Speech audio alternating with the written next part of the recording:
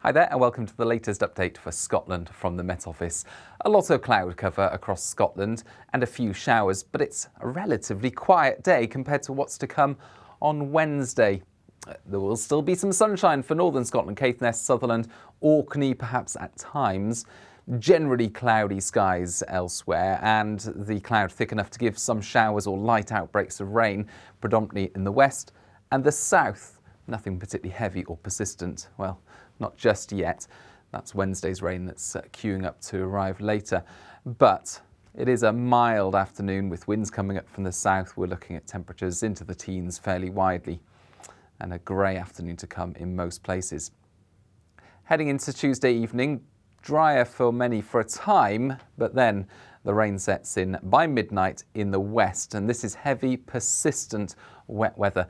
The winds pick up as well. Gales into the far northwest or an exposed coast by the end of the night as well. And it's a wet and windy start to Armistice Day, but of course with the wind and the cloud and the rain overnight, it's not going to be a cold night, certainly.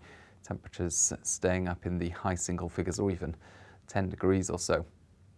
Nevertheless, this is how it's looking Wednesday morning. It's a pretty horrendous picture out there with outbreaks of heavy rainfall, a driving wind, gales around exposed coasts in the west and then later on in the north. And the persistent wet weather in the west will be heavy, especially over the higher ground. And we're talking about 50 mils widely across western Scotland through to the Cairngorms and 80 mils around some exposed parts of Dumfries and Galloway. And that amount of rainfall, of course, could cause impacts with the risk of disruption from standing surface water and so on. Yellow warning in force. So it's going to be wet for much of the day across most of the country, but one exception, the Moray Coast, parts of Caithness, Aberdeenshire, well, good shelter from the higher ground further south, and that means it's going to be largely dry here, stark contrast to further west and south. And, well, temperatures are fairly academic given how wet and windy it will be. Now, the rain finally sweeps through, or at least the heavy, persistent wet weather finally sweeps through during the evening. Showers quickly follow, some heavy downpours. The wind's beginning to ease at this stage as well, but still a lot of cloud cover and further outbreaks of rain expected through the night.